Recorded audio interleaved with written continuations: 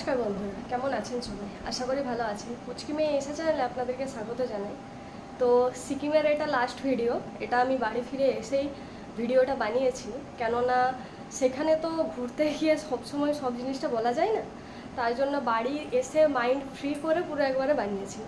তো ঈশা এখন বাড়িতে নেই, ওকে পাশের বাড়িতে একটা বৌদির ঘরে রেখে দিয়ে এসেছি, সেখানেই আছে ও। তো সেই সূত্রে ভিডিওটা বানিয়ে নিয়েছিলাম যাতে ও যাতে না জ্বালাতে পারে আর কি। তো এখানে ভিডিওতে মেনলি বলা যে প্রথমত আমরা যে ঘুরতে গিয়েছিলাম সেটা প্যাকেজে, সেই সিস্টেমটা পুরোটাই মানে কিভাবে গেছি, কত খরচ হয়েছে, কোথায় কোথায় গেছি, সব কিছুটাই ট্রাভেল উইথ বাঙালি এই ব্লগ চ্যানেলটাতে পেয়ে যাবেন। সেইটা আমি ডেসক্রিপশান বক্সে আমি দিয়ে দেবো, স্ক্রিনেও দিয়ে দেবো। তো সেখানে আপনারা পেয়ে যাবেন যে কিভাবে আমরা গিয়েছি, কত খরচ হয়েছে, প্যাকেজ কিভাবে নিয়েছিলাম, সব কিছুটাই সেখানে পেয়ে যাবেন। এরপরে বলি মেনলি আমরা যে ঘুরতে গিয়েছিলাম, ঈশাকে নিয়ে ঘুরতে যাওয়াটা আমাদের খুব সহজ ছিল না জিনিসটা, কেননা ঈশাকে আমরা যখন যাই তখন ওর বয়স ছিল 11 মাস। তো একটা ঠান্ডার দেশে ওকে কিভাবে রাখবো, কতটা কি আমরা সেখানে ওকে মানিয়ে নিতে পারবো, সেটা আমাদের খুবই চাপের ব্যাপার ছিল। আবার যখন আমরা যাই তখন পুরোটাই আমরা দেখেছিলাম যে 3 দিন গিয়েছিলাম, 3 দিনই আমাদের বৃষ্টি হবে। সেইখানে মানে কি বলবো, বৃষ্টিতে মানে একটা পাহাড়ি এলাকায় মানে বুঝতেই পারছেন ধস নামার ব্যাপার আছে, তো সেই একটা ভয় ছিল, কিন্তু ঠাকুরের কৃপাতে সেটা হয়নি। লাস্টের দিন আমরা বৃষ্টিটা পেয়েছিলাম। এরপরে বলি গোটা রাত বাস জার্নি, প্রচুর মানে হেডেকের ব্যাপার ছিল যে ওকে কিভাবে বাসের মধ্যে একটা জায়গার মধ্যে ওকে রাখবো, কেননা ওকে এক জায়গার মধ্যে রাখা খুবই ডিফিকাল্ট, ও একদমই থাকতে চায় না।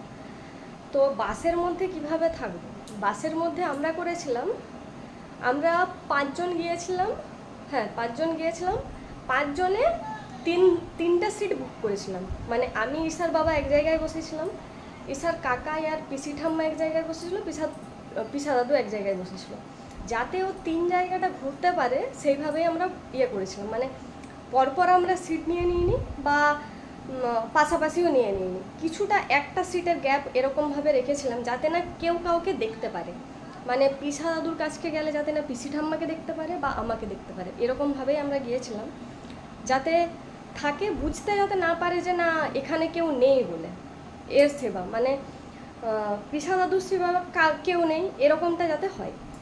দ্বিতীয়ত খাওয়া দাওয়া, একটা বাসের মধ্যে আমরা গিয়েছিলাম 5টা থেকে সকাল 5টা পর্যন্ত।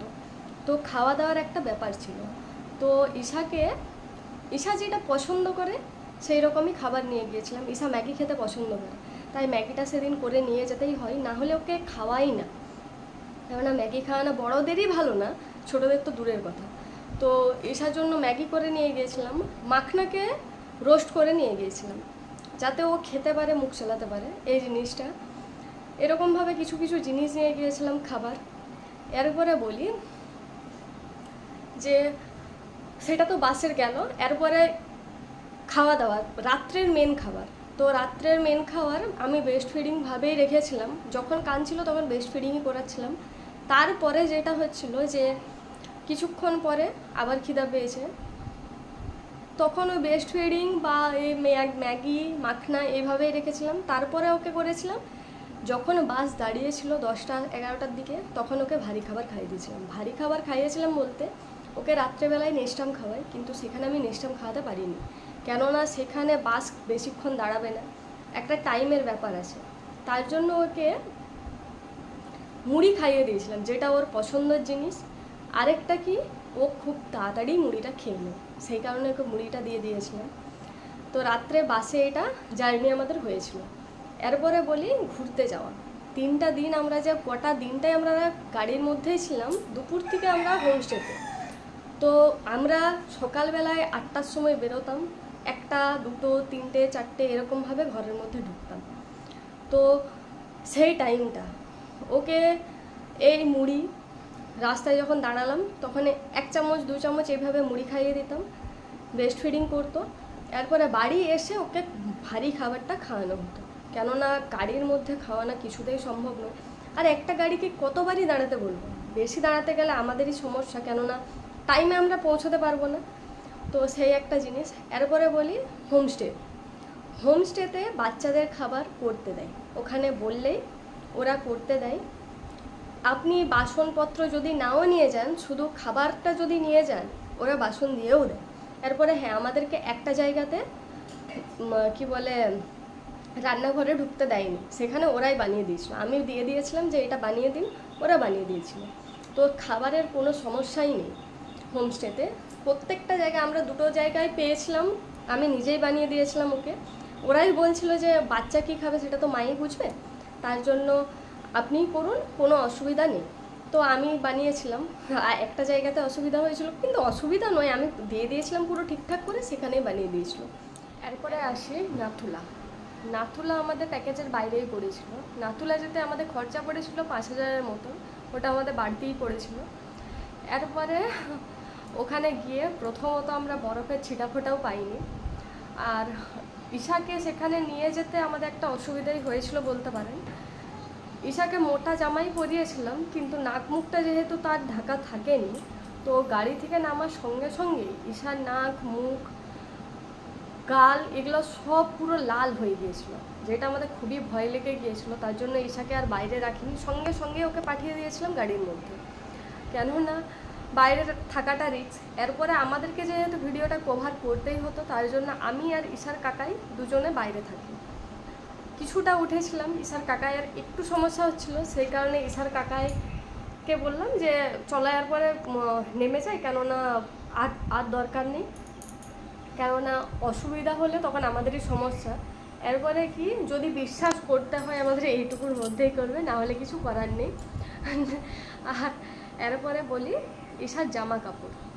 ঈশার জামা কাপড় নিয়েছিলাম বলতে, ঈশার হালকা পাতলা জামা নিয়েছিলাম ফুল হাতা, এরপরে উলের সোয়েটার নিয়েছিলাম, আর একটা মোটা জ্যাকেট নিয়েছিলাম।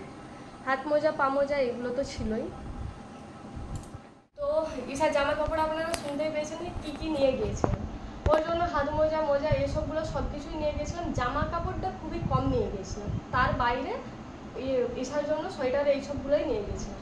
এরপরে কি, ঈশার জন্য আলাদাভাবে একটা ব্ল্যাঙ্কেট নিয়ে গিয়েছিলাম, কেননা বাইরের ব্ল্যাঙ্কেট বুঝতেই পারছেন যে কীভাবে পাঁচটা জন ওর ব্যবহার করে, তার জন্য আলাদাভাবে একটা ব্ল্যাঙ্কেট নিয়ে গিয়েছিলাম, যাতে ওইটা ওকে ইউজ করাতে পারি। হ্যাঁ, যেখানে কম ঠান্ডা ছিল সেখানে ওর ব্ল্যাঙ্কেটেই চলে গিয়েছিল।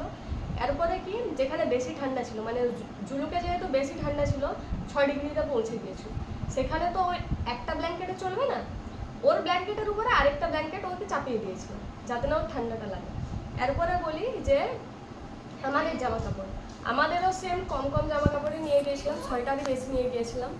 এরপরে ঈশার খাবার কি বলে ফিডিং, আপনারা বুঝতেই পারছেন আমি যে জামা কাপড়গুলো পরি সেইগুলো খাওয়ানো একেবারেই অসম্ভব, কেননা একটা গাড়ির মধ্যেই যেহেতু সবাই থাকতাম, তার জন্য আমি আলাদাভাবে 2টো কুর্তি নিয়েছিলাম, ফিডিং কুর্তি।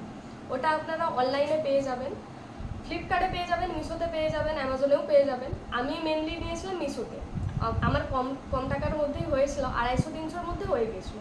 254, 50 এরকম, 95 এরকমভাবে নিয়েছিল। এরপরে সেটাই জিপ থাকার জন্য সেটাই অসুবিধা কোনো কিছুই হয়নি। হ্যাঁ, একটা লোকজন থাকলে তো অস্বস্তি হয়, সেরকম আমারও হচ্ছিল, কিন্তু এমনি নর্মাল জামা কাপড়ে যেটা হয় ফিডিং কুর্তিতে একবারে হয়নি। এই হচ্ছে সেই কুর্তিটা,